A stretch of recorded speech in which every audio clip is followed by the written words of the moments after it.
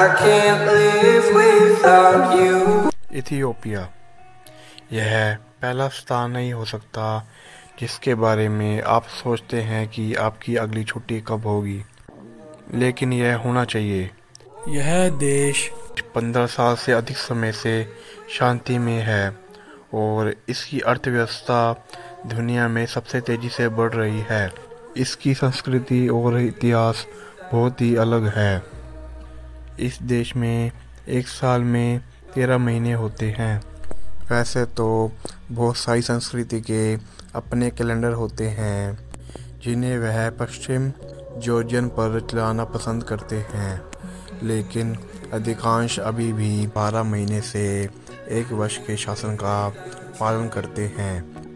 Ethiopia का नहीं, कभी हजार की प्रवृत्ति को देखते हुए कई हजार साल पहले इथियोपियाई लोगों ने स्पाइनल टैप के इस विश्वास पर ध्यान दिया कि एक और हमेशा बेहतर होता है। इसका मतलब यह है कि यहाँ सारी दुनिया में 2021 है और वहाँ अभी भी 2013 ही चल रहा है। आपको याद होगा कि भारत में एक फ़िल्म आई थी जिसका नाम था 2012। उस फिल्म में यह दिखाया गया था कि 2012 में दुनिया का विनाश हो जाएगा। और पिछले साल 2020 में जब भारत में और पूरी दुनिया में महामारी चल रही थी, तब इस देश में 2012 ही चल रहा था। और कहीं ना कहीं उस मूवी के हिसाब से इनका कैलेंडर सही साबित होता है। तो अब बात करते हैं इस देश के समय के बारे में। यहाँ के लोग दिन के घंटों को एक अलग शेड्यूल में मापते हैं। तर्क के एक टुकड़े में जिसके खिलाफ बहस करना कठिन है। वह मानते हैं कि यदि दिन शुरू होता है तो घड़ी कम शुरू होती है। इस प्रकार सूर्योदय 1 बजे और सूर्यास्त 12 बजे होता है। फिर 12 घंटे की रात घड़ी सेट करती है। तो अगर आप इस देश में घूमने जा रहे हैं तो वहाँ पे कोई भी बस ट्रेन की टिकट कराने से पहले समय पूछ लें और सुनिश्चित कर लें कि क्या समय हो रहा है और उस हिसाब से ही अपनी टिकट लें।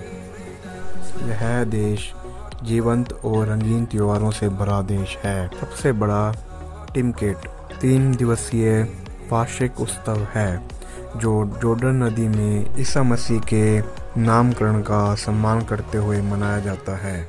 वहाँ पर एक जुलूस निकलता है जिसके साथ हजारों स्थानीय लोगों ने सफ़ेद पारंपरिक पोशाक पहनी हुई है, जो औपचारिक पुजारियों के करमबद्ध मखमली छतरियों के साथ होता है। तो अब बात करते हैं कॉफ़ी की।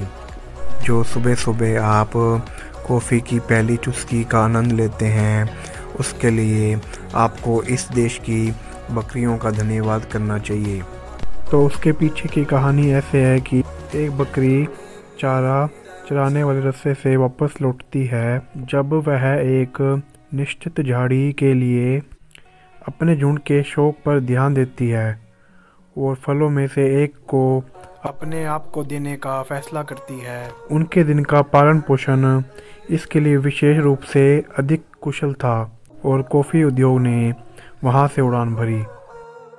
इस देश के अफाक क्षेत्र के कई पुरातात्विक निरीक्षक यह बताते होते हैं कि देश वह हो सकता है जहाँ से हम सब शुरू हुए हैं। 1972 में डोनाल्ड जोहानसन और टिम डी वाइट ने लूसी की एक 3.2 मिलियन वर्ष पुराना होमिनिड कंकाल था।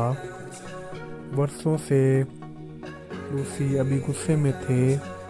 9 साल की दुनिया भर की यात्रा पर गई और व्यापक प्रसिद्ध का आनंद लिया। फिर अर्दी अफाक क्षेत्र से भी, लेकिन 1 लाख साल बाद उसके वरिष्ठ ने पत्थरबाजी की और उसे पानी से निकाल दिया।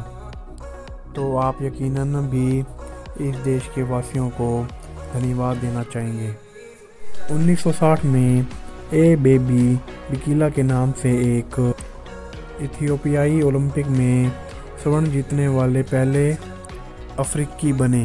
बिकीला ने मैराथन नंगे पैर चलाने का विकल्प चुना। अंतिम समय पर टीम का चयन करते हुए अब्दे सलीम की गर्म पसंदीदा मोरक्को के रैंडी बेन को पूरे 25 सेकंड तक खींचता है।